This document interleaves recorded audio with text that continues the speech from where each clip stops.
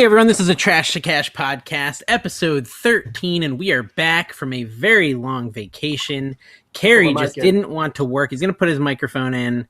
He told me, he's like, I don't want to work anymore. I don't want to do any more podcasts, nothing. I need 3 weeks off. And he basically threatened to quit the show permanently if he didn't get his extended diva break, which he did get.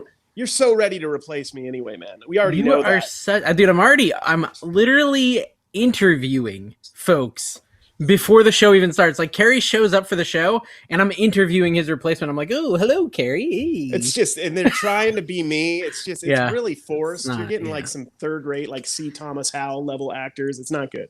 Yeah. Here's the deal, Carrie. We've been on break. I know, and like, I missed you. It's weird because I was like, before the show, I was like, what are we going to talk about in the show tonight? And I'm just thinking we should have so much to talk about because we had this big long break, but I got nothing. So let's just close it down. It's just, guys, it's been a good one. So I didn't mute my claps. I'm not as technical as you. No, I did that because I was burping, actually. Oh. And I didn't want to burp in the mic. It seemed rude. So, and sadly, I mean, speaking of rude, there's like some stuff that came up during that burp. It's not a good scene. Not a good look. I'm gonna drink a little water. Yeah, dude. Yeah, man. So have you been selling on eBay at all? Any of that stuff happening? Any reselling news from you, man? Okay, reselling news. Doing nothing. Reselling news number one. I am having a lot of trouble motivating myself to do a whatnot auction. Like, I came back last week and I totally could have done a Wednesday auction. I didn't work Monday, Tuesday, or Wednesday, but I was like, but then I got to ship it all. It's true. And it's like so much work. And Dawn is literally shipping right now during this podcast. It's never ending. And like I put in that I was going to do an auction this coming Wednesday, but I had this whole weekend. Like, I should have accomplished a ton this weekend, but I was like as useless as you this weekend. Like, just total, dude, I hear bump you. on a log, That's waste me. of space human. It's like, terrible. I was basically Carrie. Like, Tina called me Carrie like 3 times. She's like, Carrie, get off your butt. I was Sometimes like, I wake up from my 4th nap before my 5th nap, and I'm like, what am I doing with my life? And then I'm like, I need to take a nap. That's too much. That's too, like, because it's intense. I feel the pain of what I'm doing to myself, but at the same time, thought-provoking. Yeah, I'm like, let's shut that down and let's go back to the dream where, like, I'm on a roller coaster and I'm not strapped in. And am I going to make it? Probably not. But I'll wake up before anything happens. Hey, I want to preface the show with one thing. Both of us lied. You lied on Whatnot. I lied on my YouTube channel. We both said we were going to have a special guest this week. One, the Commonwealth Picker. Yes. And we don't have him this week because he wimped out. So make sure you comment on his latest video. Say, Kevin wimped out. Kevin, why did you wimp out? Common Wimp Picker right there. That's actually what it stands for, the W. It's Common Wimp W Picker. is for wimp. And Common Wimp Flipper. So it's like 2 channels. Exactly. He has an auctions channel too. Nobody watches it. Oh, yes. Common Wimp Auctions. That's right. Yep, Common Wimp Auctions. It's it's good. It's like that 95-year-old demo. He really hits hard with those people, which there's not very many on YouTube. So that's, they say you hit your own group. You hit your own demo. So it makes sense.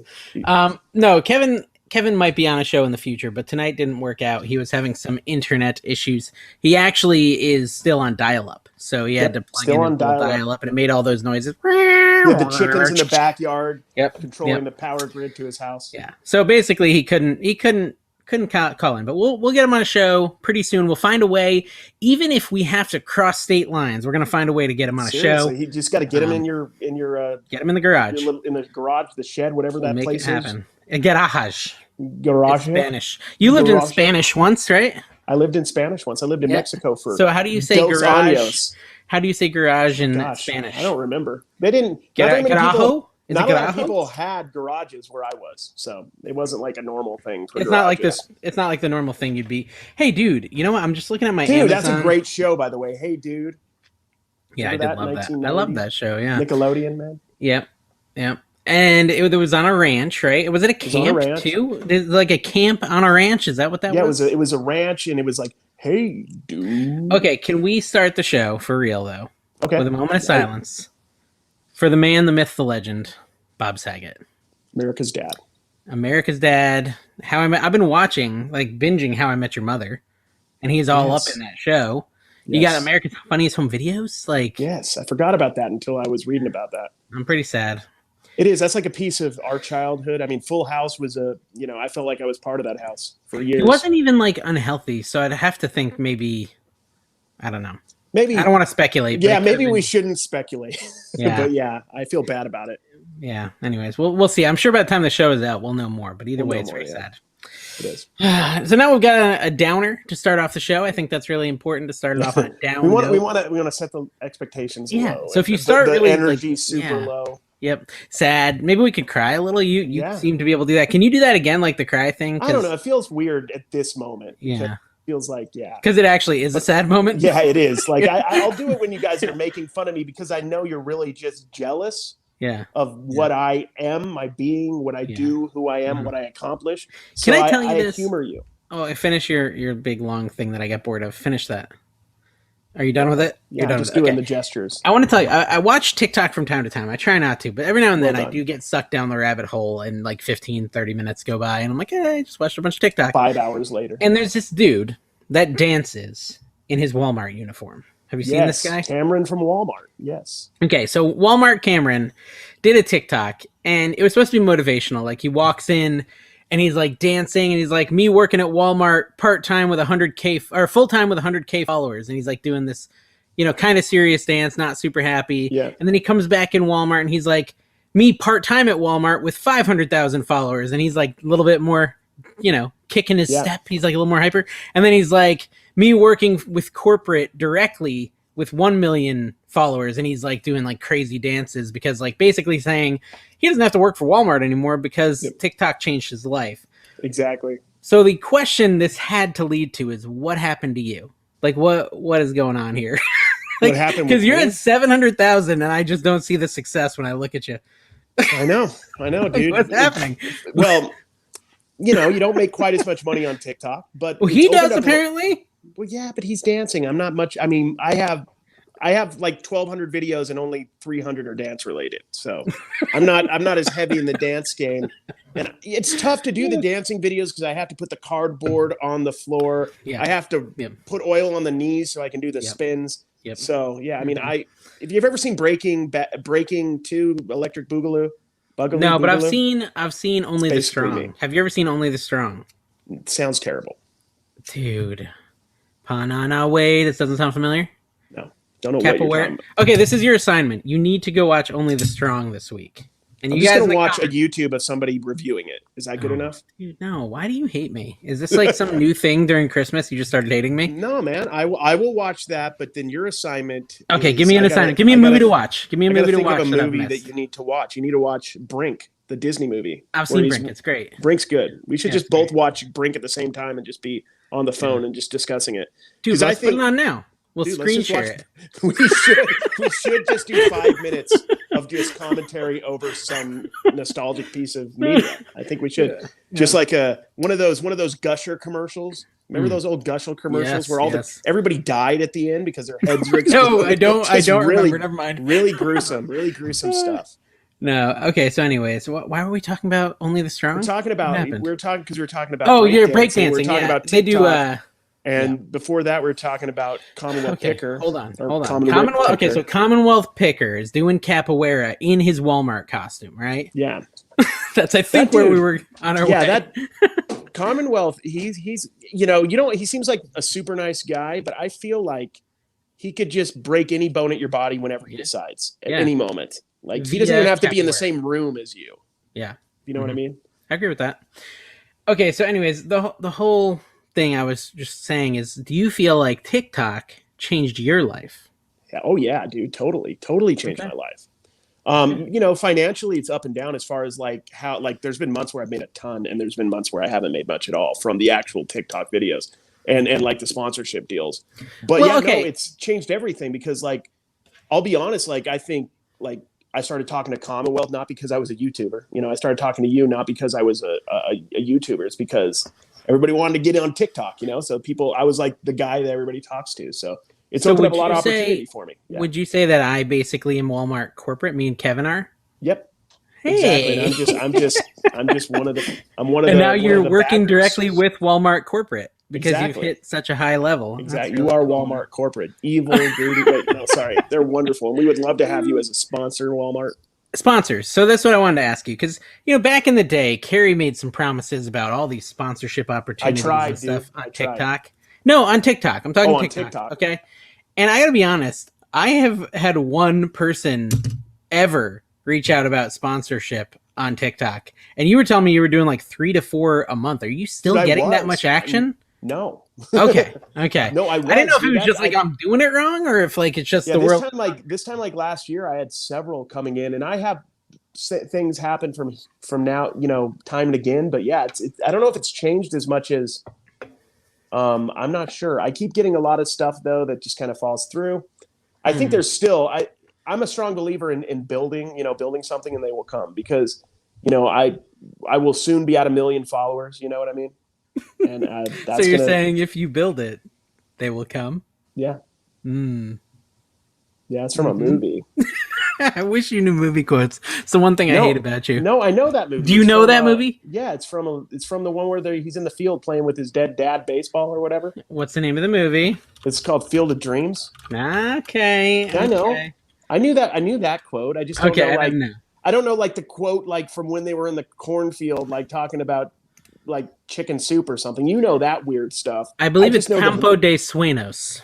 Campo de Sueños? Oh, yes. De Sueños, yes. Look at that, dude. Muy bien español. I maybe Googled it. Okay, so what's the other movie that I'm supposed to know? The Angels in the Outfield? Dude, yeah, that's a good one. You've watched that. You said you like sports movies. Dude, I love the old sports movies. Me too, dude. Angels in the Outfield was great. All of those are great, yeah.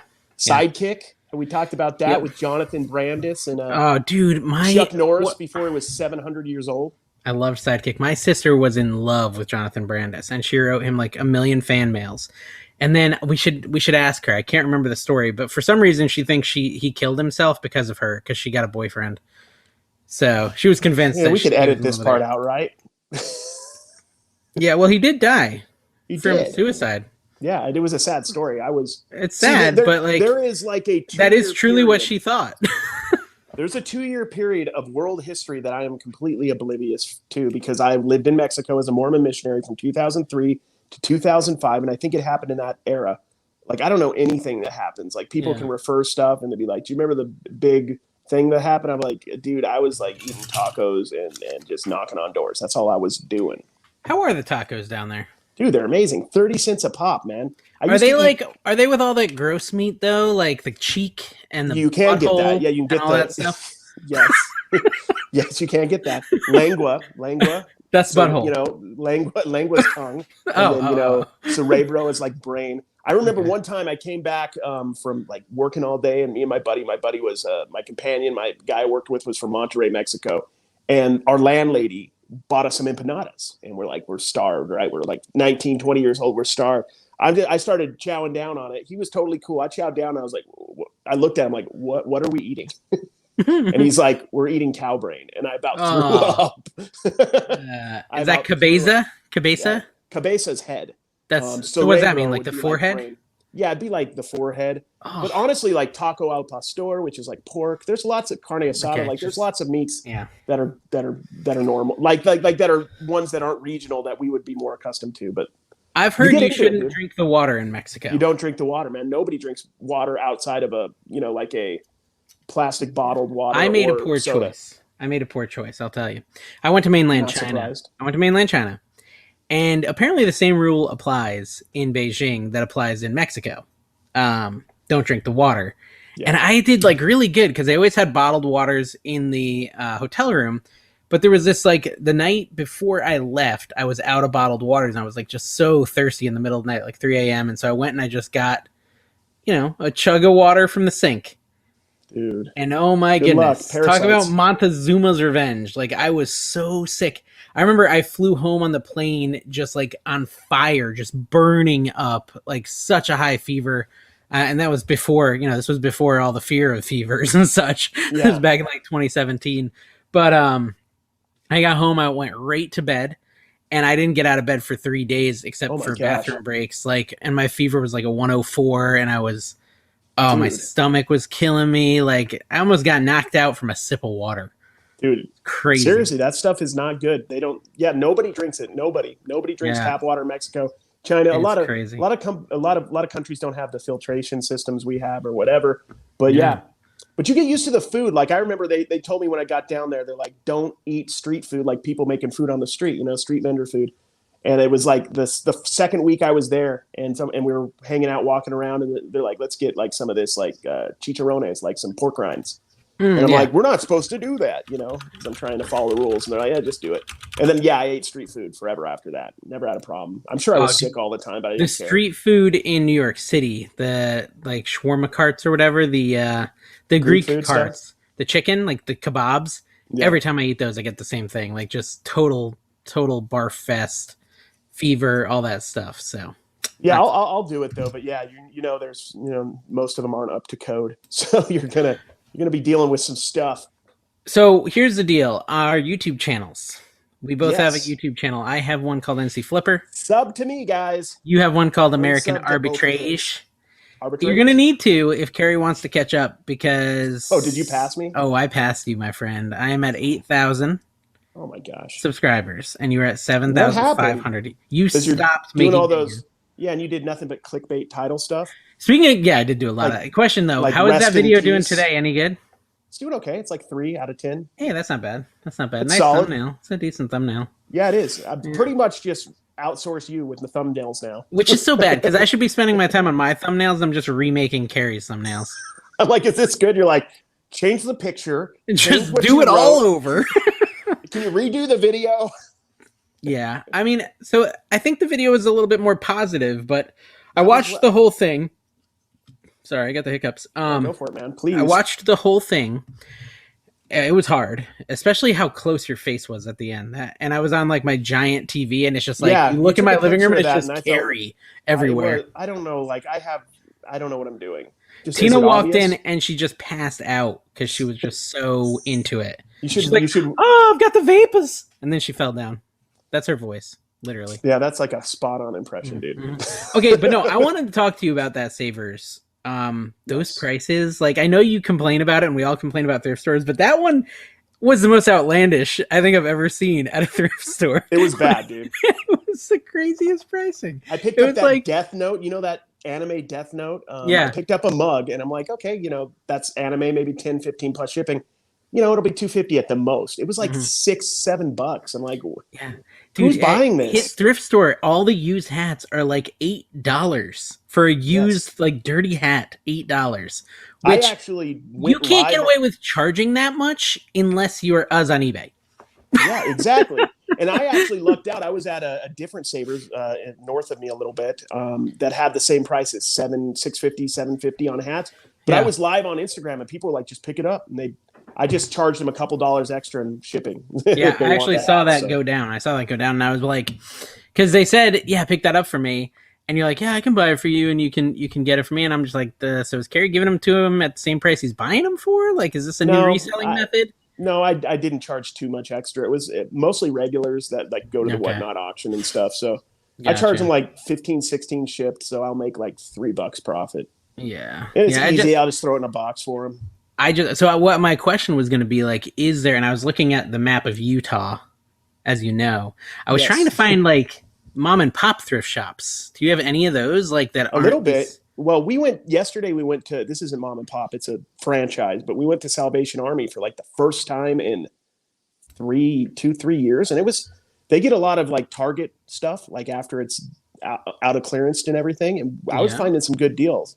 Is that where you got the little robots? Or the snowmen? I don't know if they were the robots. Little snowmen. Yeah, the snowmen. Those were Salvation Army. Yeah, those were Salvation Army. And those were just... I saw the Target clearance tag right on it. Yeah, it was the Target clearance. What was the Target price on it? I don't know. It was more than $3. $3 was more. Okay. Three's like, that's a good price, I think, for a thrift store and for us. Like, I mean, of course I want it for a quarter, but $3 I think is a price where a person who's not a reseller would buy it. And if it is worth $15, $20, a reseller would buy it. Mm-hmm. But when they're asking $10 for stuff that was, sometimes it's like cheap more expensive than what it was new, which I don't even know where they come up with these prices. The ornaments were ridiculous. His thrift store had like a Winnie the Pooh ornament, which is just like that sort of stuff is a dime a dozen. You can sell it for $8 around Christmas time, maybe. Exactly. But weren't they asking like $7 six or seven? There was a Carmelo Anthony one, which I love anything like sports related. I would have bought that. I would have overpaid for that just to make a few bucks because I enjoy it. And it was $8, which is like spot on what the comps are. And I don't know if they don't realize the fact that they're not having millions of buyers walking into this random, really beautiful Savers up there in Salt Lake City. But and this was my question: like, is there? You just can't. That's not sustainable, right? Like, no. They can't be selling much. They can't be, and also that is the bougie, near the mountain, more expensive area of Utah. So it is a little. Look at, dude, your lighting is terrible. You need to really work on that, dude. You're a YouTuber, bro. I even have the Commonwealth picker in him, man. I was ready for him and everything. Yeah, but, he really disappointed me tonight. But yeah, we could have at least got Reagan. I think they could make more money. I think they could make like $5 on something maybe I would pay $3 for here locally. Mm-hmm. They might be able to get a few dollars, but they're going crazy, and I don't understand the logic behind it. Other than it might have been a Christmas thing, because I am noticing at my local Savers, the bags that were $8 they sat forever, and now the bags coming out are $4. So they're actually. They're adjusting. Okay. And that's they know I do YouTube. They know I do TikTok. Maybe, honestly, people think, well, they hear you and everything. And in a way, that's good. Because they might actually go, Carrie's bringing the salsa, the heat. That is true. We gotta abide by his rules. You're holding them to task. You're saying, guys, this is too much. And it's you're not like my personality, too. Like, I was doing too many negative ones in a row. And I'm like, I don't want to be the complainer guy. I mean, I don't really care that much, honestly. If they're overpriced, I can buy stuff elsewhere.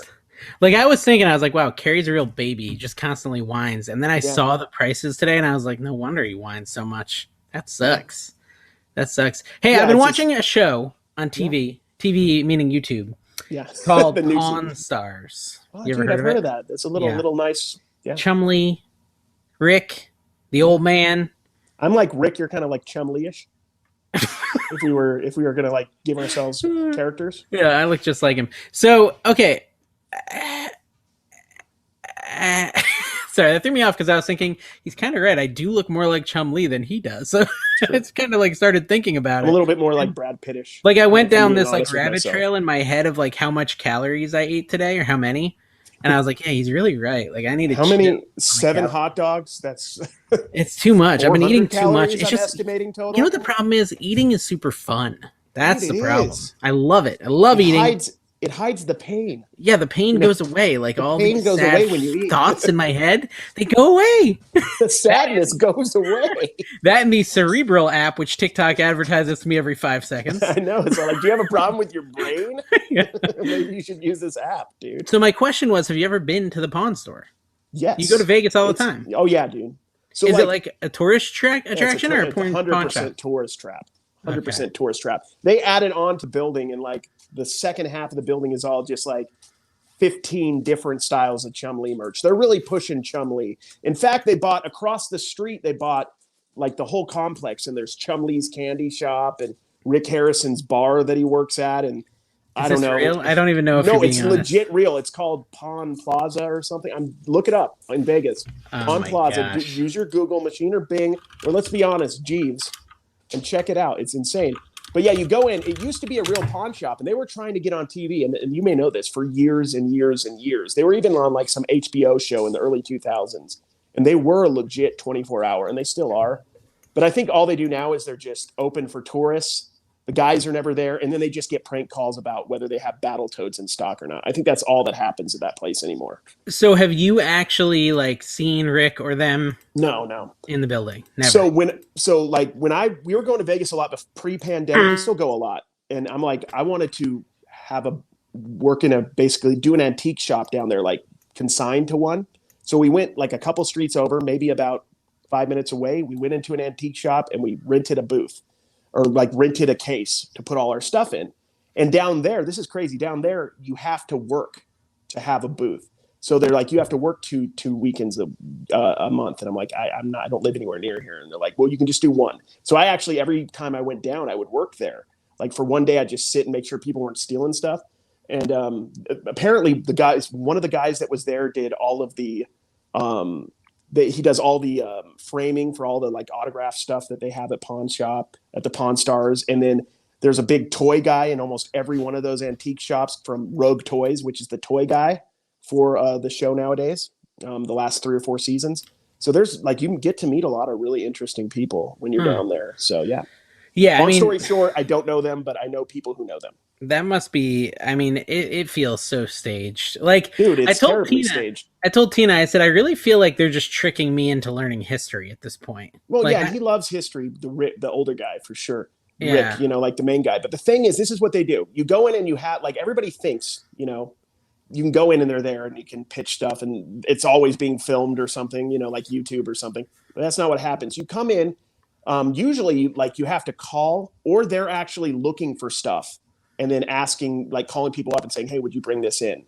We'll have Rick here or Chumley or whoever they decide would work best with you in. And then, so yeah, if you brought something incredible in that would be show worthy and they thought it was show worthy, they would say, well, we could schedule to come in like 3 days and we'll get Rick to come in and we're going to film it. It's super staged. They know what it is ahead of time. Yeah. Is that why their coin guy or their book girl is always like 3 minutes away? Let me just go get my book girl. Well, yeah. Just wait here. Just hang out. Should be here in 5 minutes. I mean, I wonder to what degree, because like that's a really interesting thing. Like when they get big enough, like the old guy with the beard of knowledge or whatever, the history guy, I think he gets paid. He's like a cast member at this point. But I think a lot of those people are like, I'm a local coin dealer here in Vegas. Like, I'll pay you what, $50,000 a year if you let me be your coin guy. I'm sure there's stuff like that going down. I don't even think they probably get a minimum payment, but they're probably paying to be on the show to be the coin guy or coin girl or whatever. I think it's really interesting because like all of these shows, they start off as like real resellers. Exactly. And by the time it's done, you got freaking the American pickers rolling up to some old dude's farm and paying him 10 times the eBay value for an item. And you're just like, but why? Like, it even happens on YouTube to a degree. Like people kind of start, and like, this is what's going to happen to us, Gabe, as we get bigger. We are going to have to instigate more fights. We're going to have to make things a little bit, we're going to have to pull out the big guns occasionally to make some compelling content. We're going to have to, there's going to have to be a little bit of that or a lot of bit of that. We're going to have to spice things up because they're going to get tired of you buying terrible items that you can't sell and me just making fun of myself the whole time in a very, very unwatchable 8 to 10 minute thrifting video. So we're going to have to mix it up at some point. I'm going to have to get injured. We're going to have to find a group of baby raccoons and rescue them. Maybe. I don't know. Yeah. I'm brainstorming right now.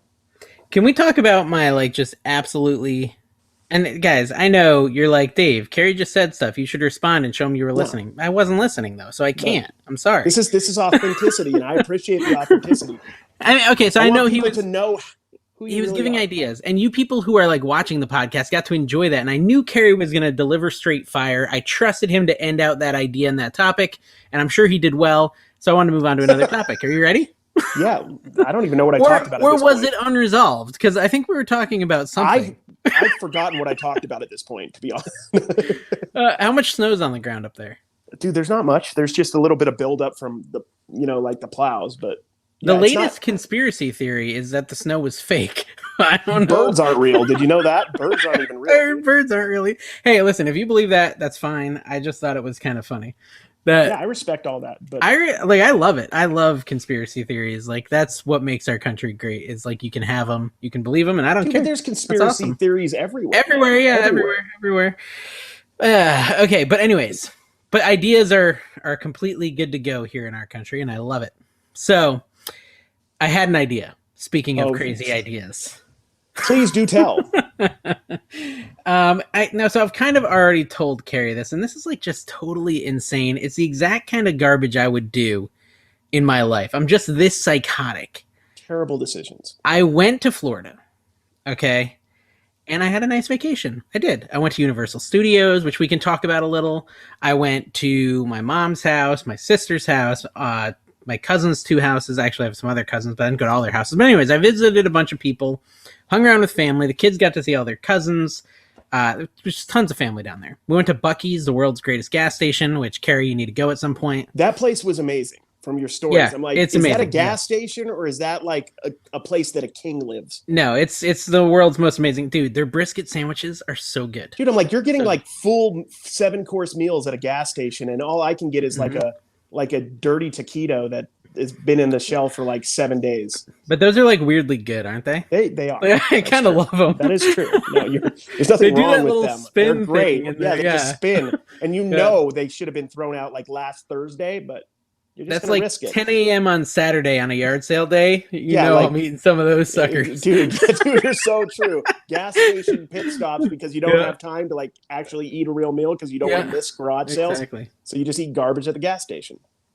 So, anyways, we're driving home, and again, Carrie knows kind of probably where this is going, and I'm hesitate to even say it because like it's such a spur of the moment idea and thought that it's like it can't even be real. This idea, it's like you say, "Oh, I want to be on American Idol," and you go on and you actually make it, and you're like, "Holy crap, I'm on American Idol!" It's like one of those things. Like it was this Yeah. idea, this thought, this like fantasy that you didn't think could come to fruition. Yeah. Well, so I'm driving home, and the kids are just like upset.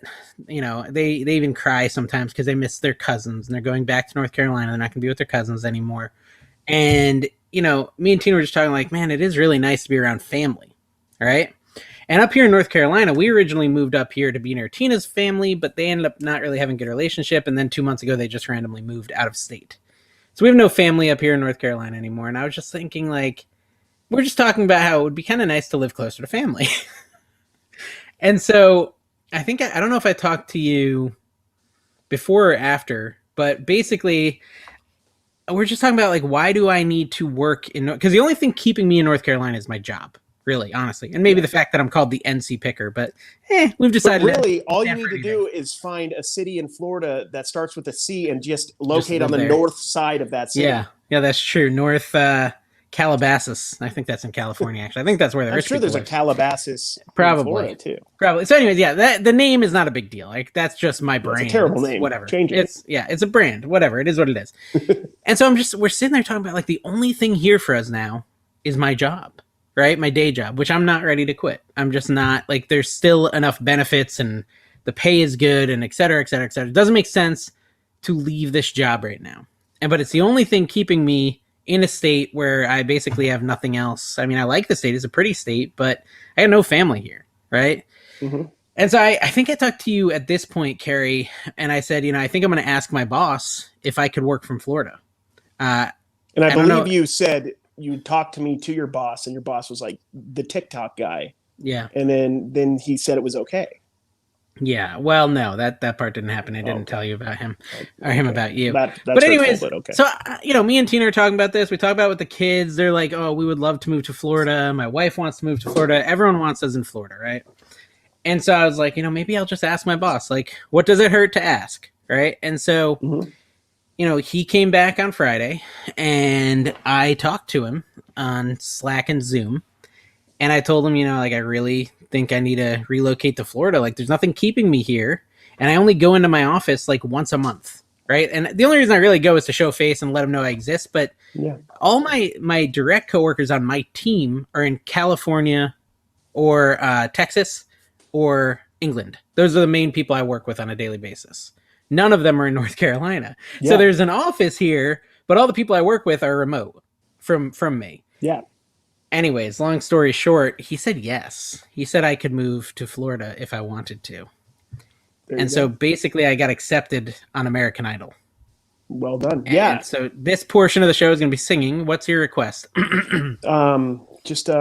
I Will Always Love You would be nice. Near, far, wherever you are. Okay, no. So, I mean, he said yes, and now I'm just like, well, geez, I already told my kids and my wife and everyone that if he said yes, I would do it. And now it's like this huge life decision. I'm just like, do I really want to move to Florida? Like, it kind of shows you with crazy. The modern economy and modern job market, the frivolousness of which you can just move from place to place if you want. Me and Don have thought about this a lot. Like, there's no reason why we couldn't move next month. I mean, we have this store, but it as most of you know, does not function as a store anymore. So we don't necessarily need what we have here. we could do it in 100 different ways. We've done it before. So yeah, you could there's no reason why not. And the thing is, you should I think you only live once. You should do what you feel, man. You're making good money. You could go move again if you need to. It's not that big of a deal. I mean, you're not making it reselling, but in your job you are. Yeah, I don't make any money. I actually just lose money in reselling. It's no. So, do you have a lot of family in Utah? Do you have like a bunch of family? Like, you probably have like 6 or 7 moms. Yeah. I got my mom. I got my mom and my brothers and sisters. I have one sister in California. That was a polygamy joke, guys. That went over my head. See, I am what they call a convert kid. So my parents both joined the church in their like teenage years. So we have no. Like, I don't have that long history of like pioneers and all that stuff. I didn't know if you had like. But my dad did research because we're big in genealogy in Utah, and apparently we do have a lot of ancestors that were Mormon, I guess, that live somewhere around here. So I don't know. So you have your mom. Anyone else in Utah? Or it's really just my mom that. Yeah, no, Dawn's like her dad moved to southern Utah, so we've thought about that. Yes, you've talked about moving down there. Yeah, I kind of like the idea of being still in Utah because I love Utah. I'm still close, like where I can come up here often, northern Utah. Mm-hmm. And then I think there's a lot of opportunities for, a TikTok superstar to be near, LA and stuff. You really think I should move over there? Dude, I mean, when you get there, yeah. I mean, I think LA is not going to be the hub for superstars for much teasing longer. You, dude. Yeah. Sorry. I just don't think that's the future. But we'll see. But I'm from California, so like I've always been super comfortable in that area. And honestly, like a lot of things, like what I love to do, like go to card shows and like buy and do stuff or whatnot. I can go to 1,000 card shows in California, which is about 4 hours, 5 hours away from St. George. So there's a lot more opportunities than now. Is Southern Utah closer to Vegas or further? Hour and a half. Okay. So yeah, that's interesting. And how many, it said it's 4 hours south? Yeah, it's I could get to California in maybe 5.5, 6 hours, actually, like SoCal, where I grew up. No, but to where you want to move is 4 hours south. It's like 5.5 hours. Is it like way warmer? It's like way warmer, North Carolina to Florida move? Is it similar to that? It's similar to that. So yard sales all year? Yeah, exactly. Think Grand Canyon. That's the weather. Even Vegas, that's similar weather. So that's like number one reason is weather. I hate the snow. I'm from California originally, and I don't like the snow. And then your yard sale season is super short up there. Yeah, like you were done creation down there. It's just, it makes a lot of sense. There's no reason why we have to necessarily stay anywhere.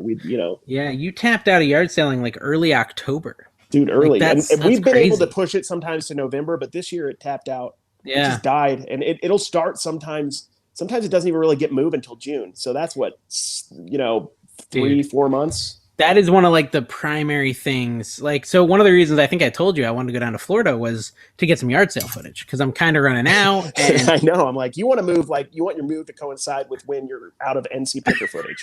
And I'm close. Like I'm running out of videos, and it's like do a thrift store video, dude. It'll be terrible. Here's the deal. My mom was like looking at a couple houses. Like, I've started to look at real estate down there.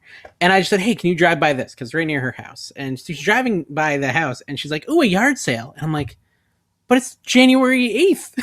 Like, you have a yard sale? She's like, yeah, actually, it looks like there's 2 on this road. I'm like, what? FaceTime me. And like, she's shopping the yard sales with me on FaceTime, and I'm just sitting there like, oh my gosh, I totally want to live where there's yard sales all year. From what I've heard, I don't know about like the weather in Florida and California because it's kind of tropical, so it doesn't get super, super hot unless you're in the desert. So that might be year round, but like in places like Arizona, it gets so hot in the summer that it's actually garage sale season in the winter. And they don't have as many that's what I've heard. My mom was yard selling all summer. So she's addicted to yard selling. So every Saturday morning this summer, she's like, I'm going to yard sales. Dude, could you imagine if you go garage selling right now, it's like if there's one rainy Saturday, it's insane. I'm like, we just lost like 1/10 of our opportunities to go garage selling. I know. And it's not as bad for me in North Carolina. North Carolina, like it's 1/18th, right? 1/20th maybe of my opportunities. But like in Florida, just any weekend. And she said they always are having Wednesday yard sales, Thursday yard sales, Friday yard sales, like because it's all retired folks. So yeah, they want to do a yard sale today on Tuesday, whatever. And like that, just have like like weird JCPenney and Sears stuff to sell. That's vintage probably stuff. Got tons of Avon bottles and. I got a huge Mary Kay haul down there that I think I made $800 on. So I used to kill it on Mary Kay, by the way, back in the day. That is another like big motivator to make me think I might really do this thing. Like, I'm looking at real estate. I did call the mortgage guy. He said I could get approved and all that stuff. So like, I totally could do it. My boss said yes.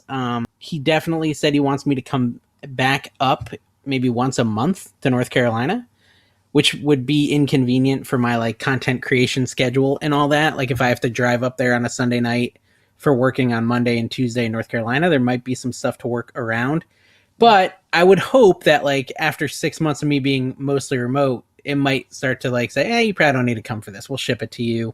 We'll ship the item to you, or we'll do a Zoom call, or blah, blah, blah. Like, I'm hoping it would slowly tail off and less in the office stuff. Yeah, and then you just get used to being, remote. And then in 3 or 4 years, when the robot takes over your position at your work, you'll be secure and you'll be able to just do content. So this is creation. Real. This is real. Like, and a lot of people don't really maybe agree with this, but I do think you not being in office makes it a lot easier for you to get fired. Oh yeah. So we had someone work for us who was in customer service, and the employee was a good employee and always showed up on work or for work on time and blah, blah, blah, and got a lot of stuff done. And we had 4 people working in support. Now, I was in customer support for a while, but I was well out of that department by the time this all went down. So this person moved 2 states north. They just had to because I think their spouse was like in the military or something. And, sure enough, even though they still were having the same output, 11 months later, they found out they had to do some layoffs and they needed to lay off a customer service person. And even though, in my opinion, this person was the best employee, they got laid off. And Psychology 101. Don't you think that's just because the people in the office, although less useful, had relationships and you were seeing them every day. Less connection. Yeah, so there's less human connection. Exactly. So I think there is something like, I am definitely risking my job more by saying, yeah, I'm going to go remote and I'm going to work from Florida.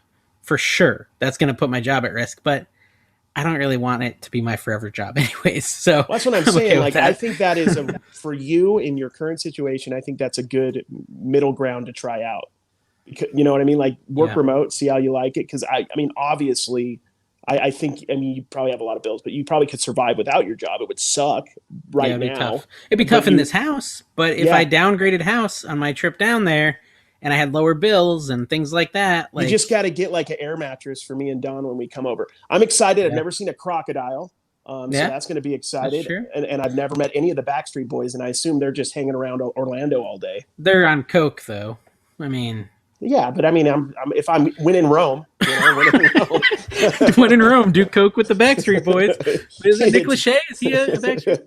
Yeah, Nick Nerdy Lachey. Picker. Let us know in the comments, guys. You need a comment on the video. I was disappointed with the audience last week. We had like no comments, and we know it's because Paul the Philly Flipper was there, and he's awful. Paul really messed up the whole podcast. But please put a comment down below. And I basically begged my NC Flipper audience to come watch this time, so I'm hoping you guys are here and giving us a shot. I'm sure you left at the male nudity part, but maybe you're still here. Maybe. Yeah, you should show everybody your new logo idea. Or is that already on your banner? It's on my. I just did it. You like that? Dope, dude. That's dope. That's such a good idea. You liked it better than the picker one? Yeah, I like that one. Well, I like them both, but Commonwealth was right. That's going to be like, I talked to you about that too. There's so much in that. That's going to be expensive to print out, man. You're not gonna. Yeah. You should just put like NC. That's it. That would be so cheap, and then charge $500 a shirt. No, because here's the deal, dude. I think I'm only gonna make like 20 at a time. No joke. And I'm going to basically like just do it for fun and just try to make sure I don't lose money and maybe make a small profit. I think that's how it is for most people. Honestly. Yeah, just do like 20 shirts, like limited around like, hey, I made these. I'm not looking to sell thousands of shirts or anything like that. Like, it's not going to be a profit center. In my many ideas I've had about merch that I've never done any of them, it would be cool, like sports cards, to do them numbered, like out of 20, like you just have each one has like the slash and the 20, and then you can hand number each one. I don't know if hand numbering would work with washing clothing, but it would work with other stuff. I could embroider them, or I could sew. I'm actually a really good sewer. I don't know if you knew that about me. It's like a little Kevin did want us to mention it's January, and you want to go check out his commonwealthpicker.com. He does have themed dumbbells. What are they, like those calendar, like for all your New Year's resolutions? Day timers, I guess. Day timers are big with his demo. So s'mores. He's got some s'mores. Yeah, he's got a s'mores kit that's really hot right now. Check it all out, guys. He just stamps. He just puts a sticker on it, guys. It's not really. It's just regular stuff you get at Walmart, but he just slaps a sticker on it. You know, if I want to be like Kevin the Commonwealth Picker, I would print 20 shirts and I wouldn't sell any. I would just send them to YouTubers that are bigger than me. Dude, that's brilliant. That's really the way to do it. Like, just send them to all the big YouTubers. I know, man. Yeah. Like, how much stuff have you bought from Cincinnati Picker this month? This month, none. Dude, you're slacking. He doesn't do what sold videos anymore. Have you bought anything from Lonnie? Like a month and a half ago. I should buy something. Yeah. It's not, I don't really think the shoutouts do much, but it is nice to support them. I bought a couple things from all of them at some point. Yeah, I mean, I think it's good to support the other resellers, Carrie. I don't know. I mean, I would support you, but you'd have to list on eBay first. Dude, have you not looked at my eBay lately? I've like doubled my numbers, dude. I'm like at 160. I have like 160 up there. I listed, really see, here's the problem. I like to sell my action figures on Whatnot, but it's also like the one thing I most enjoy listing on eBay is action figures. So it's like, oh, I got to list 10 items. What should I list? And I'm just like, my default is, let me go list action figures because they're fun. That's like the hardest thing that I think that's like the second level. Once you get over the fact that like, oh, I can move stuff so fast on Whatnot. This is amazing. Like the second level I've noticed is, okay, now what things do I not list on? Like, what's my method? Like, am I going to let something sit on eBay maybe for a month and then post it on Whatnot? Or like, because there's certain things I could definitely sell on Whatnot, but I'm like, I want to try this out on eBay first. Not because I might make a little more on eBay, but I just like listing on eBay a little bit. I honestly do. And I kind of miss it at times. And like once you've looked up the value, like you've done the reverse image search, you found the item, you found it on eBay, it's so easy to just click sell. Like, because you need to do that kind of. So this is what I'm struggling with. And I have not been able to put any listings on my new Whatnot auction because like the lack of motivation of looking up everything. Because I just don't know the name of everything. And then when I do look something up, I'm like, well, I'm already here. I'm just going to sell it on eBay. Because like I already know the value. Like I'm literally looking at something I can hit sell similar. You're overthinking it though, man. You're overthinking it. Like honestly, lately, I don't like doing this because it's a little bit more stress. But I just like have a box of cards, like because I do a lot of card auctions, and I just wing it. Just go with the flow. I'm thinking about doing this, and so this is what I was going to ask you. I have this like temptation for Wednesday to not preload anything. Try it, and just like you can do it. But I don't know the name of stuff. Like, dude, have you ever seen my auctions? I put like Jeff McStar Wars on one of my guys.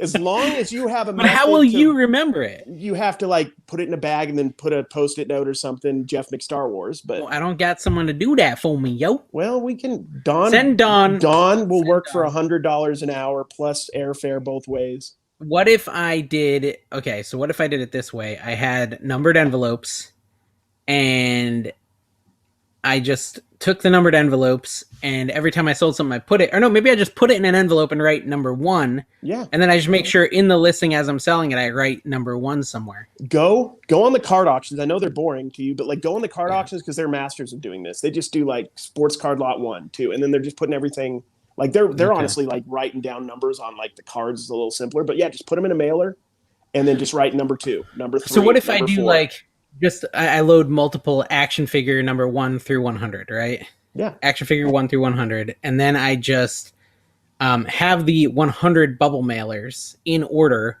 And no matter which one I grab out of there, I just put it up, I sell it, I put it into that number 1, and I just set it aside. Maybe that's the way to do it. That's the way to do it. And just make sure you're not doing anything that won't fit in your system. Like don't do big. True. And if you do big stuff, just go, this is a Simpsons plush. Unless you have like 17 of them, you're going to remember which one. And I gotta find a way to make it less work. You can work. even ask people like, "What is this?" I've done that before. Like, who is this? And they'll be like, "That's a Dragon Ball Z Goku." And you're like, "Okay, Goku," and then you type it in. Because you're right. I don't stress, but you're quick. You're quick like me with that. You would be fine with it, I think. Yeah, and I don't like the amount of work it takes to like spend 2 hours listing on Whatnot for an auction. You don't really need to. Yeah, I've done it a couple times. And it is kind of a little less stressful, and I think you can move quicker. But I really, and I found my time better spent going through like my hundreds of thousands. I have like 100,000 cards. Going through that and prepping more stuff potentially based on what the auction's like than actually sitting down and typing stuff. Because the other night, like it's weird with sports car. I mean, with anything, like one night you have G.I. Joe stuff that you were selling for a ton of money, but you don't have Rudy in there and other people in, and your G.I. Joe stuff isn't selling. And you just you only have G.I. Joe stuff listed. So now you're screwed. It's better just to have a mixture of stuff and be like, okay, they're really into the Disney stuff right now. We do that all the time. Okay, let's feed them all the Disney stuff right now. Oh, they're into Star Wars. Let's just push Star Wars right now. Yeah. It's weird. We go with the flow. It's really a flow-based thing. And from years of being a live auctioneer, like that's what I've done. That's what I've learned. You go with the flow of the auction. And every auction is different. The minute you're like, oh man, I'm going to get rich doing this. Next week you make nothing. And the minute you have a bad auction and you think you're never going to make any money doing it, you have a good one. It's just like you can't predict it. I love the idea of doing an auction with all smalls because of how easy it would make shipping. Yeah. Like doing like a card auction like you do, it's like that's got to make shipping so much easier. Tedious, but easier. Way easier. So, okay, first let's talk Spider-Man. Did you see Spider-Man? Dude, I did. Did you like it? Dude, I did. I loved it. You're right. There's a lot of great. I mean, like the whole time I was like, Don, he was in the third one. You know what I mean? I know. It's cool, right? It's like he was in the worst one. By the way, Dawn hated it. How did she hate it? She doesn't like superhero movies. Are you convinced she's human? Yeah. Okay. Convinced, but she's just like she has particular taste. What's her favorite movie? Her favorite movie is probably, that's a good question. She loves. This is the dating game. Don't get it wrong. I know she loves like all the. Gosh, that's a good question. Okay, what's one movie she likes? Probably one of the John Hughes movies from the 80s. You know, like Pretty in Pink or something like Ferris that. Bueller. I know she loves Rad, which is a BMX racing movie. Rad, but we never watched that together. She loves Breaking 2 or Electric Boogaloo, or however you say it. Is Ferris Bueller John Hughes? Yes. Yeah. We watch a lot of Golden Girls in general, and since the last time, Betty White passed, so we watched a lot of that. Betty White, Danny Tanner, like this. What's happening? It's like our childhood. That's the age we're getting to, dude. Where it's just like the childhood is going to be just going. Okay, well, anyways, I thought Spider-Man was pretty solid. No, I liked it. Yeah, there's several things I liked about it. Yeah, overall. I saw Spider-Man, Sing 2, and Matrix, and Spider-Man was the best. I saw Sing 2 today, and I was like, Dawn was like, talk to Dave about Sing 2, and I'm like, he didn't see Sing 2. Of course I did. Yes. Did you like? See, I'm not actually a huge U2 fan, but I thought it was a good fit. Yeah, it was a good fit. Yeah, it took me a second. Yeah, I think that worked. I liked Sing 2 as in general. It was a little weird that the one dude was just a raging murderer. That was kind of a little bit intense that he was just getting away with that for years. He just kills people. It's no problem. No problem. Cartoon logic is wonderful. Did you know that his daughter was Halsey? Was she? Yeah. I didn't even know that. Didn't sound like her at all, yeah. I know that they had, Bono was obviously the old tiger guy or lion guy. Dude. Yeah. Mufasa or whatever his name was. I think Encanto is a better movie. I saw both of those in the last 30 days. I did not see that. Yeah. Don loves cartoons though. So well, you can stream Encanto, I think, on Disney Plus. So if you have that. We have that actually. Yeah. You should watch Encanto. I think it's a little bit better than Sing 2. I just barely got Dawn to not watch Golden Girls all the time. She started to get into It's Always Sunny in Philadelphia, which is the polar opposite of Golden Girls. I've watched 2 episodes and I didn't like it. Is it good? It's like I don't watch it much because she's like watching it nonstop when she's shipping. It's pretty funny. It's dark humor, stuff that's kind of a little racy. My boss was an assistant cameraman on that show. Oh, really? Mm-hmm. Well, congratulations to your boss. Yeah, well, he's very proud of it. It's honestly it's pretty funny. Like there's a big difference between the early seasons and now because the culture's changed a little bit with like what you can probably get away with on with jokes wise and stuff. It's a little bit. Everyone's way too sensitive. Gotcha. Yeah, it goes a little bit far at times, but I mean, it reminds me of kind of just like the stuff like in the mid 2000s, like Step Brothers and Talladega Nights, that kind of stuff. Yeah, I could totally go to the Daytona 500 if I lived where I'm moving. Dude, let's go. I'm looking. Yeah, so guys, I'm looking in the Daytona area, Daytona, St. Augustine, that area of Florida. I know I got some viewers down there, so maybe you guys can help me find. You're gonna have to get like some of those pit vipers if you move down there, though. You got to get a pair of pit vipers. That's true, or like a leopard. You're gonna have to take all your shirts and cut the sleeves off. That'd be good. That'd be a good idea. Florida man. I could be Florida man. Pretty much, dude. Yeah, you just be Florida man. I really, and it's like the worst time to buy. Everything is so hyper inflated. Like, is it, as far as like real estate prices, they're through the roof. Is it that way over there too? Yeah, it is. It's crazy. Everywhere. Like and it's I'm concerned that we'll have another 2008 the day after I buy my new house. But you sell your house at that inflated rate too. That's right. Yeah, and so that's the difference. Like when I bought in 2007 or 2008, early 2008 I bought. And that was my first home that I bought. And it ended up being a short sale because it tanked in value and I was trying to move for my job like 4 towns over. And it was like my commute was like 45 minutes to an hour each way. And we wanted to move over near my job because I had changed jobs after I bought my first home, right? I was a cable guy, and the cable guy job made sense where I was living. And it wasn't like, it was a cheap house. It was 80 grand when I bought it. And when I went to try to sell it to move towards my new job, it was worth 35 grand. Oh, wow. That was 2008, by the way.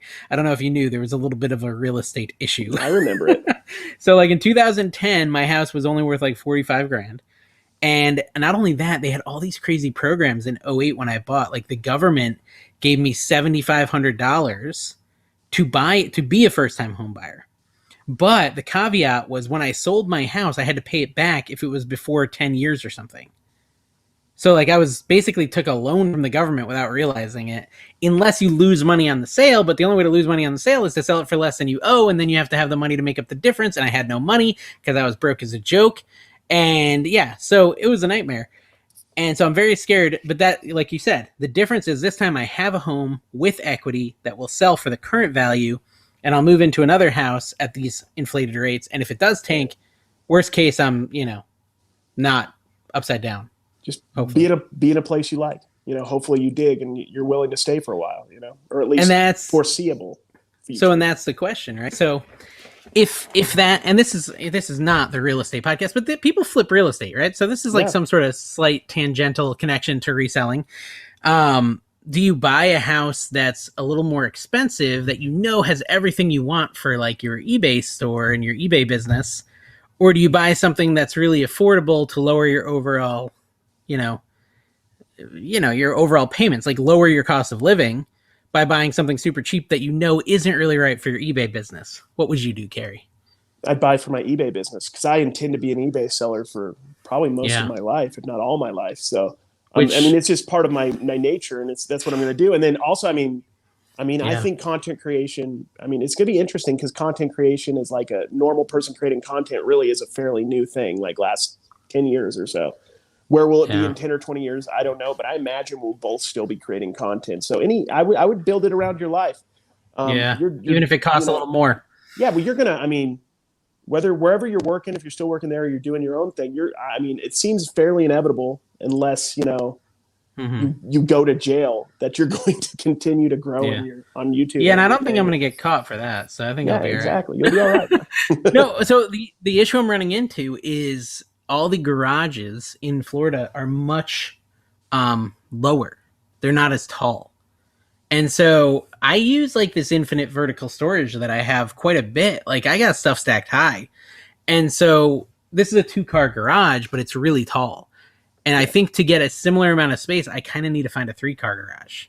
But that means buku more bucks. If you know and you have to also buy a gator stick, which is just a stick with a point on it. So when a gator tries to get into your area, grass or whatever, you just gator stick them. I got family down there. They have tons of gator sticks. We're fine. Yeah, you're good. Yeah. Okay, good. Those are more expensive than you'd think. Like $32 at Home Depot. I went to a really fancy boy hockey game last night. The Carolina Hurricanes. VIP, leather seats, all you can eat buffet, like total baller. Pepsi. Yeah, I'm not a drinker, but I could have drank a whole bunch of alcohol if I wanted to get wasted. But so I got wasted on fake sugar, which is probably just as bad for you as alcohol, honestly. But anyways, while I'm there, I had to, do the Instagram where I yell "Flying V." Okay. Yep. As I did that, and then I turn around and I hear the people behind me going "Quack, quack, quack, quack." That's awesome. I wish I filmed it at my local Savers. I need to just have my stories on when I walk by this guy, but I never remember. Every time I walk by this dude, he just goes. He either goes quack, quack, quack, or he goes ducks fly together because we're both big time. Yeah, they know that I'm a big. Yeah, so I got a whole everywhere I go or everybody I talk to online now knows that I'm a super fan, but like not like you're also getting to learn like you did the other night. That like upset me. That really upset me. I'm a super fan of D2. I don't That's really insane. care that much. D3 is a joke, but I'll D1, watch it. No, D1's D1 was good. great. D1 is great. I just didn't. I moved from California in 1994, dude. I had no friends for like 2 months, and I watched D2 all the time in 1994. Bro, I've had no friends for like 15 years. What are you talking about? That hurts me deep. You're the thing that changed it. Congrats. Oh gosh, this is so forced and fake. Okay. Okay, so D3 is actually really solid. It's definitely the worst. D1 is the best. D2 might be the best. I'll give you that. D2 might be the best, but D1 is very good. And D3 is, man, that Hawks moment. D3 at is the just end the of logic. D1. At the end of D1, like when Emilio is remembering his dad. Was it his dad? Yeah. It's Coach Bombay, by the way. But wasn't his dad the coach? Or no, it wasn't his dad. I don't remember. It wasn't his dad. It was just some coach guy who's still the coach 30 years later. Like that talk, and then he ruins the triple deke. That's such a great moment. So good. I so bad want to shoot a knuckle puck. Like I want to have enough money just to rent out a hockey rink and then just freaking do. You don't, dude. You can do it on the street. Could you imagine like we do like a reseller rally and we just rent out a skating rink? We give somebody like a rope, a lasso. And then we all just go as fast as we can and see if we can stop before we hit the wall. That's like the whole game. I would do well. I'm actually pretty good at it. I'm terrible at skate. I would break both of my hips and my knees. So that's another thing though about living in Florida, Carrie, is I would be near all the theme parks. Dude, you may know this about me by now, but I do like theme parks. Dude, you're basically a giant child. The more and more I get to know you, you have a diet of a deranged 12-year-old. Like even I at 12 was like, I can't eat that after I ate those 7 things in a row. And you're like, nope, I'm going to eat them all. I got to stop too, because I will balloon up to 600 pounds if I'm not. Dude, it's going to that's what happened to me. That's why I have to be careful. I got to stop. It's like, it's just so easy to eat when you're already full. It's weird. It's a weird thing. Last night when I got to the hockey game and they had a bunch of free food, I had just gone to a restaurant with Tina because I didn't realize it. And I ate until I felt sick at the restaurant. I get to the place, I'm like, oh, there's a buffet. Maybe I can fit food in it a little later. No, but that's being a millennial, though. Like, we went through recessions and everything. And when there's free food, we're not going to waste it. We're going to eat until we're sick. I remember vividly, me and my buddy, his wife had worked for like some like newspaper, and they rented out a theater. And we went and we saw Fast and the Furious in the D box where the seats moved. Oh, I hate those. I know. But what we did was you could have all you wanted for free. So we got popcorn. We got everything. We knew we couldn't eat it. We got pizza. We're like 32. This is ridiculous. We got pizza. We got hamburgers. We got popcorn. We got chicken wings. Then we sat in the moving seats and we ate until we pretty much puked. But we felt like we had to, because when are we ever going to be able to eat whatever we want at a movie theater, even though we weren't hungry? We're just going to do it. You just got to do it. You got to. That's just the American way. Well, so speaking of generations, I went when I was down in Florida down to a Mexican restaurant, right? With my mom, my sister, my dad, et cetera, et cetera. I think we had like 10 kids of those, whatever. And we're like getting ready to leave. And I look over and I see my mom dumping the little tray full of Sweet and Lows into her purse. It's not stealing. They don't think it's stealing, though. I'm just like, what are you doing? Like, you're retired. You're very well off. Like, you don't need to steal Sweet and Low. She's like, they're from my motorhome. I was like, you could just buy them for like $5 for like 1,000 instead of stealing 15 of them. Like, what are you doing?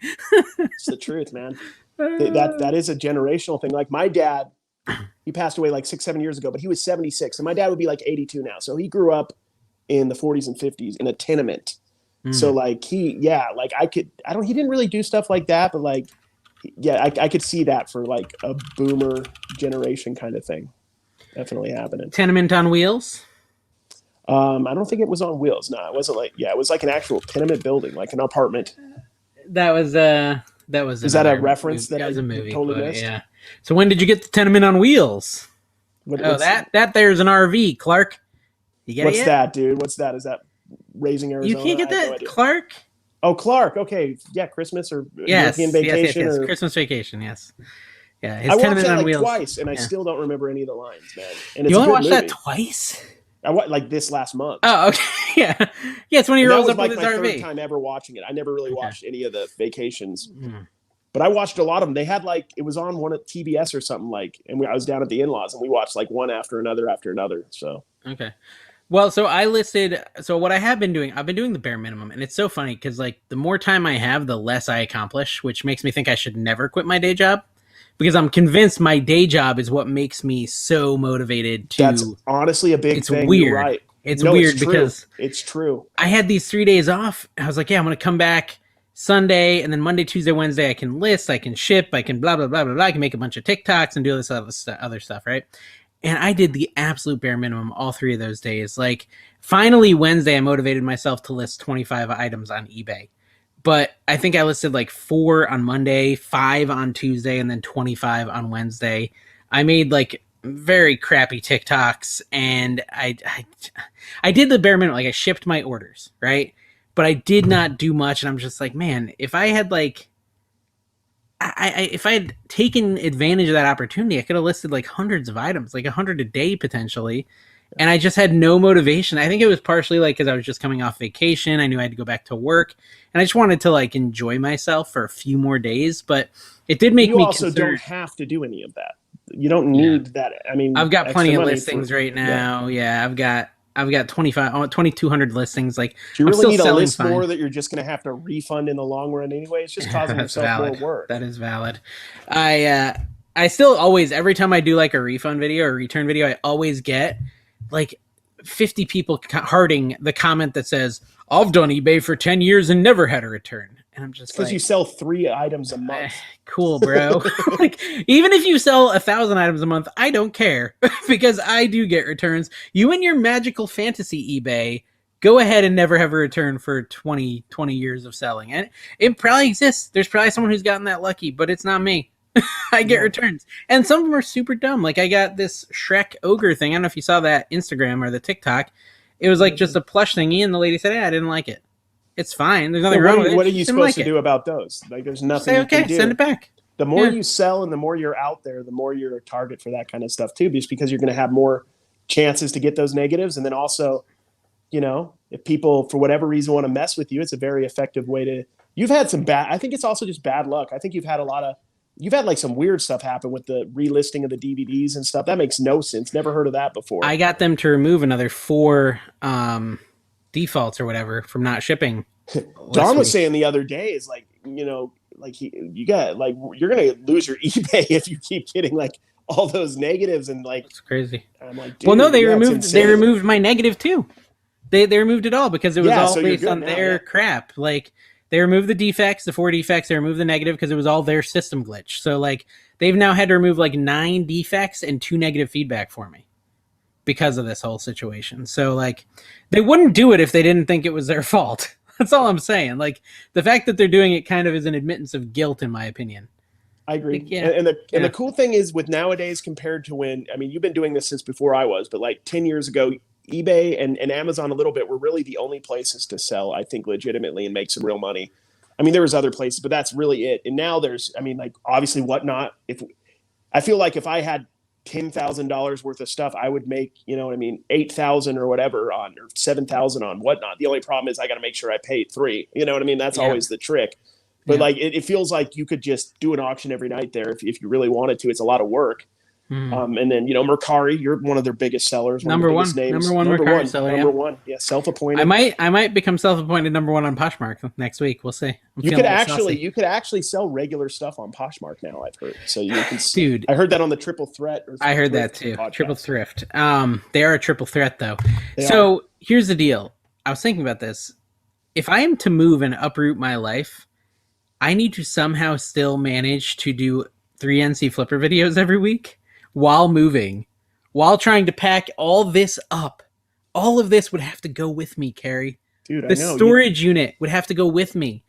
Like, there's a strong temptation to just put that storage unit on Facebook for $500 and just be like, take it all. Here's how I would do it. 100% sell out your inventory.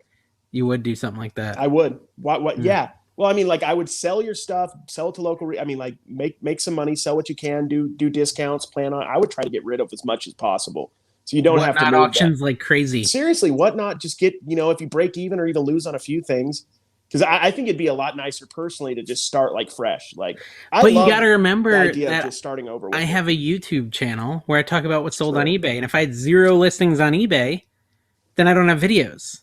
That's true. This is a weird content creator dilemma, guys. If you're just that is a good point. I understand that weird dilemma. So I forgot you have a marginally successful flipper channel. So, but what I could do is I could offload all my unlisted and my storage unit, and just bring down all my listed bins. And then start sourcing right when I get down there. Yeah, that would maybe be the way to do it. Stuff. You could start one of those mythical, like starting with $5 to $50,000 challenges that I've never seen one reseller ever do more than like 3 videos on. I know they never do. They never everybody's like $1 to 1 million challenge, and they do like part 1, and then they're just the next day they're like just going to a thrift store and they're already over it. You're like, what happened to the challenge, man? Yeah, those are tough. I mean, I would also. I mean, Danny was trying to do it. I don't know. He still is like making videos. I think he's on his 4th reseller. Danny's doing good. I hope he continues to do it. But it's like, I'm not saying that it's bad that they didn't. It's just really hard to do that. Like continually do it. Like, who wants to watch the 1,000 videos it might take you to actually do that, starting with $1 or $5 or whatever? I know. And there's so many like, when you're hustling, it's hard to remember to make a video a lot of times. Like, there's this opportunity. Like, I don't got time to go get my GoPro and all this other stuff and figure out how to video this. Like, I just need to go out there and turn this money into this money. And it's more like, hey guys, it's been 7 months, and just to update you, I did it like 6 times. Like, that's how it normally goes. Yep. So I don't know. Content creation takes a lot of time if you're doing it correctly. I mean, it takes me a lot of time, and I'm not doing it right, like with my phone. You're starting to. You're making videos more regularly. Check out American Arbitrage. He is making full-length videos. They're really still quite short, but that's fine. I think that's probably good. I think that's the way of the future anyways, like 8 to 10 minute videos. Yeah, I try to get to 10. I think I barely hit 10 on this one. As long as I can be like 10 to about 14 minutes, I think from what I've heard is a good sweet spot. I mean, maybe I've had the thought, and it's not an original thought, and I might be taking your idea and Commonwealth's idea, but when I get to about 10,000, maybe getting that second channel where I talk about the cells, and like where I can do the stream, basically copy you, but just I don't think a lot better, well done. I think it's a big commitment. That's all I'm going to say is like, and I don't know if I the flipper videos are a big, they're way more, it's way more work than the picker. Cause the picker videos is something like, you're really not changing what you're normally doing when you go yard sailing or thrifting. Like, you're just doing it while recording.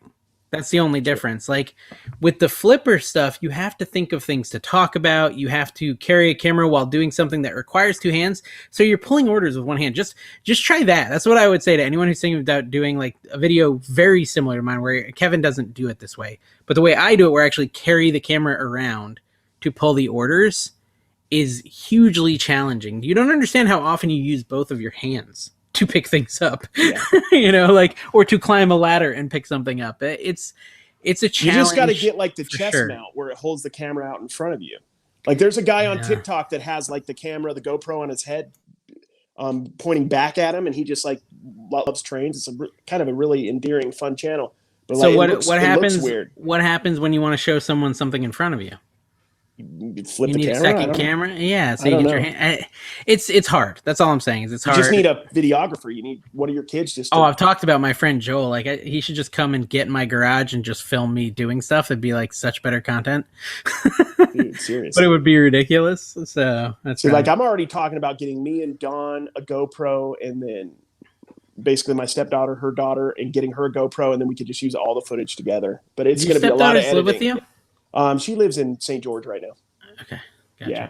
So, but we're eventually probably going to move down there, so it'd be a little easier to do stuff. Like, we need help, like with like shipping and stuff. So that would be. Well, that's the other thing. To be around family who we could pay to help. So there's so much power in the family, right? Because like my mom loves going picking. I could go with her. I think that is something that I'd like to have. Is like, as she gets older, is just more time while she's in her prime. Like, she's still fully capable of having fun and going yard selling. Like, just enjoy that with her before she gets too tired and old. Well, my mom's 79 and she's still out doing it. Yeah. Okay. So I mean, you never know though. Like, Yeah, you don't. yeah. So there's a lot of good reasons. So that's the crazy idea that NC Picker's thinking about, and it's really overwhelming to be honest. Me and Tina have been like kind of deer in headlights for these last 2 days, like just trying to figure out all the things that would be involved in a move that big at this stage in life. Like we just have so much stuff that we'd have to figure out what to do with. It's crazy. We've started selling stuff though. Like that was one thing we thought of right away. It's like, okay, so all our big stuff that we could easily reacquire, we should just sell. And so like a plasma TV that I got at a yard sale for $80. I love that TV, but I could totally acquire another 50-inch plasma TV once I get down there. Exactly. You know, so I'm just going to sell it. I think just be practical about it. Try to get rid of as much stuff that you could easily rebuy. I think you're 100% right. I feel like the big moves with taking every stitch of stuff you own is like our parents' kind of thing, like a boomer. Like, I don't know. And there's nothing wrong with that, but I don't think that's necessary. Yeah. It's just so easy to get stuff again. Yeah. Yeah. It's so, I mean, and especially we're constantly taught that in the business we're in, how easy it is to acquire stuff. Like one of the things I love doing this last couple months was like, I took almost everything off my eBay and I'm like, I just want to kind of start fresh. I don't care if I have to throw this stuff away, which isn't necessarily the most practical thing, but a lot of the stuff I have is from lot buys and I've already made my money on the lot. So if I did get rid of the extra stuff for next to nothing or put it through a whatnot auction, which has been a lot of what I've been doing lately, it's all a win. I like the idea of kind of just starting fresh and moving through stuff and, you know, not holding on to stuff and seeing stuff forever. You know, like say you had a ton of pans sitting there that just aren't moving, even though they are moving. I know that is true. I don't think I want to bring my pans. I might just sell them on Facebook for very cheap and just be done with them. Dude, you should just do a whole video to see if you can get $5 a piece on those pans. See if you can sucker somebody else into paying. No, you know what I should do? Do you know what would be fun, guys? Comment if you're in North Carolina. What if I did like a NC Picker yard sale in January? Oh, dude, that's a good idea. Right? You should autograph the pans and stuff and sell them. No, so when I get to a point where like I've got all my bins loaded up and ready to go, and I've got all my action figures I want to keep loaded up, and I got my, you know, most of this stuff like that I want to keep loaded up and ready to take down to Florida, and all I have left is unlisted in here.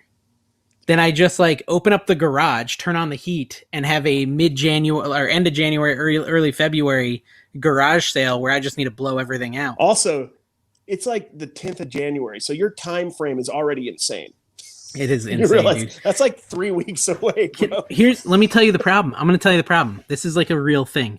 My neighbor listed his house and sold it in 8 hours. He got 13 offers, sold for $61,000 above asking. Oh yeah.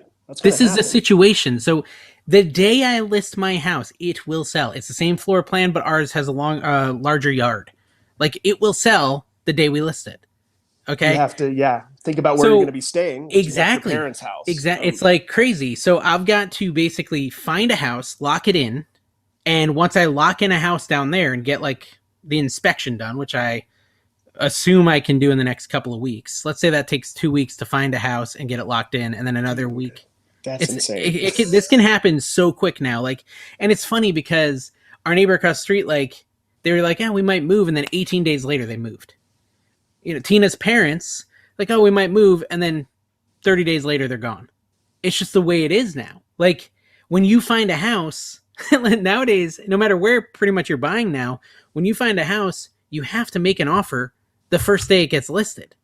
That's the way to buy a house right now. So there's not a slow process anymore. And you have to come strong saying, "Hey, I can close in 30 days," or they'll take the next offer.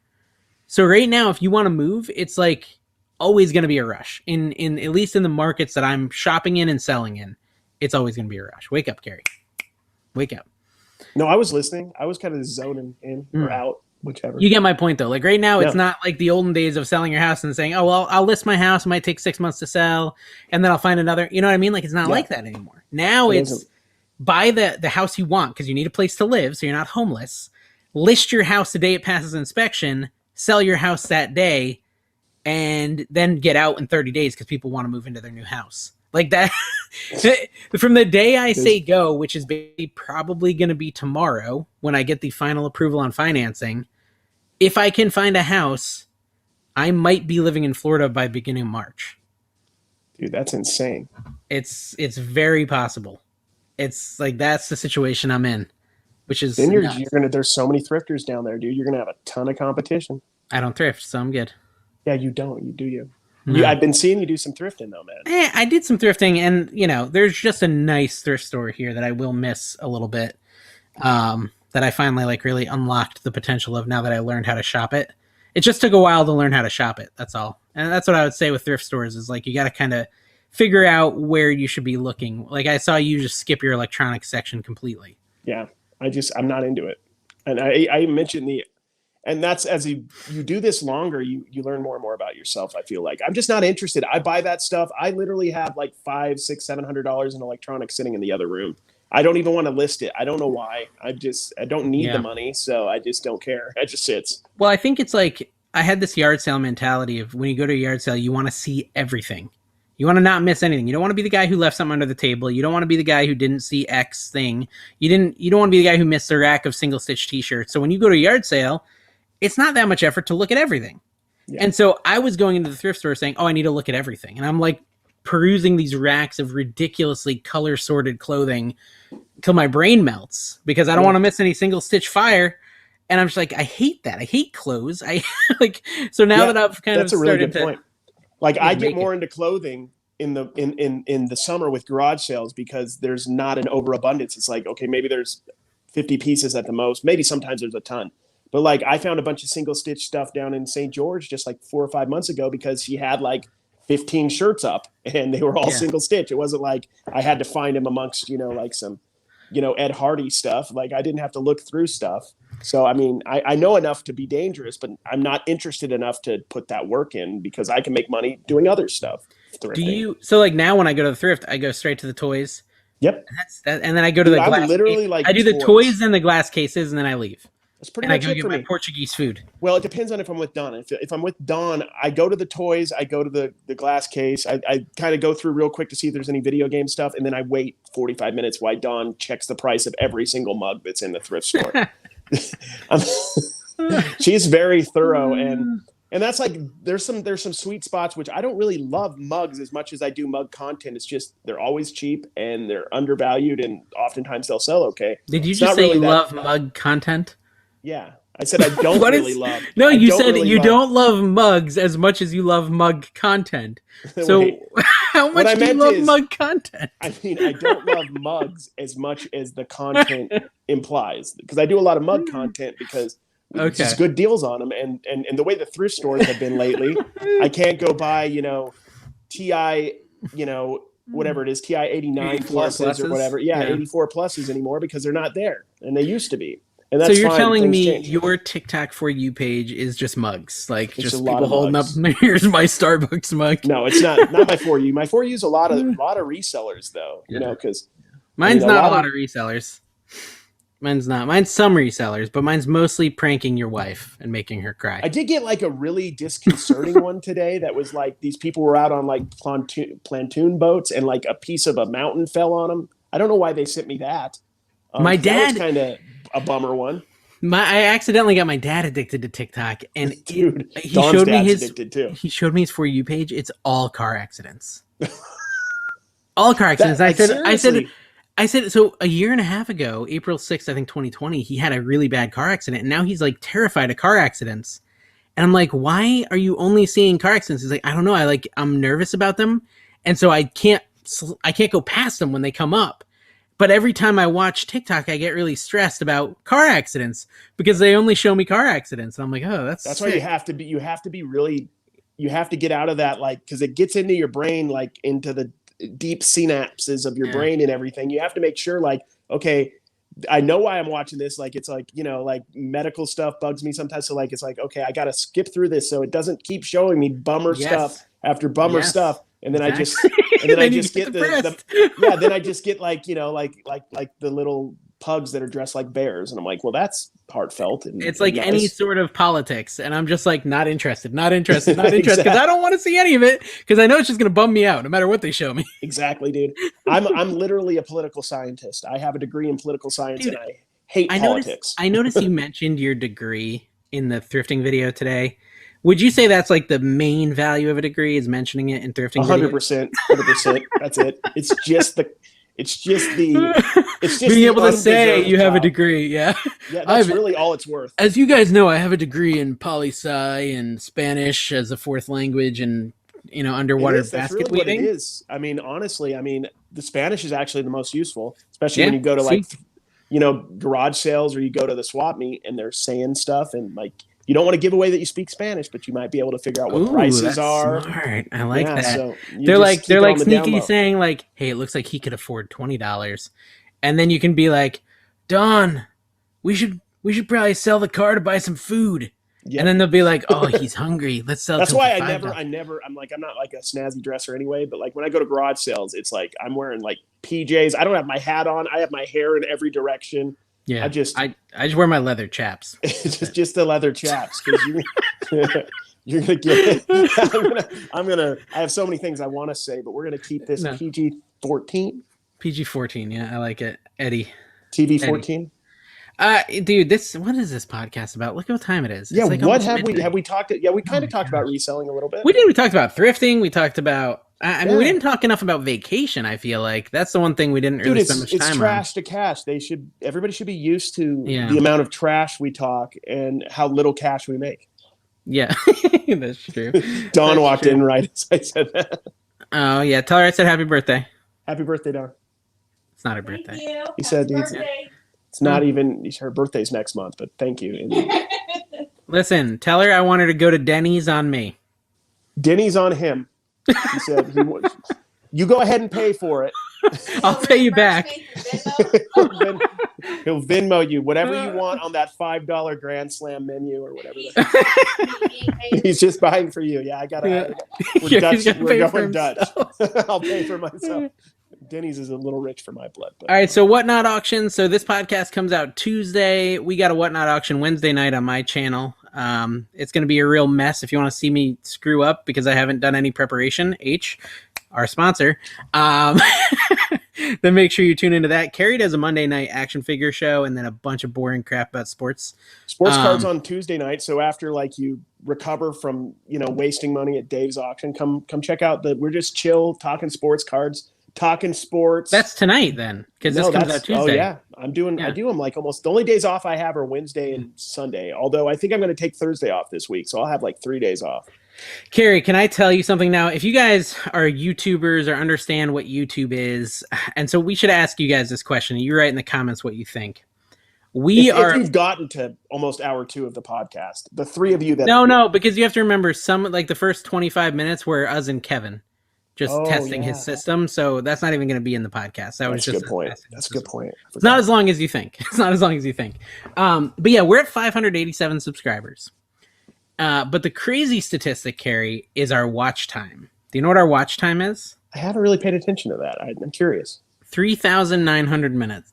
Oh wow, yeah, we're so close, dude. So there's something on YouTube called monetization where you can like put commercials, and they might even show commercials if you're not monetized. I'm not sure how that works. I think they do actually. Yeah, you might get them. Is there already commercials? First, write in the comments. Is there already commercials on our Trash to Cash podcast?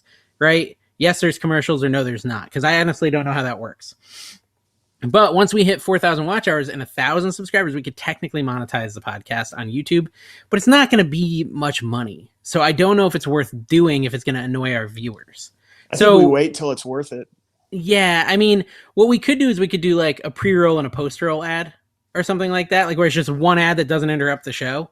Like just before the show and after the show, there's one ad. And that might be like unoffensive and like let you really enjoy the podcast. Obviously, it's always going to be available on a podcast, Apple Podcasts, all that stuff. And there's not going to be YouTube ads on there.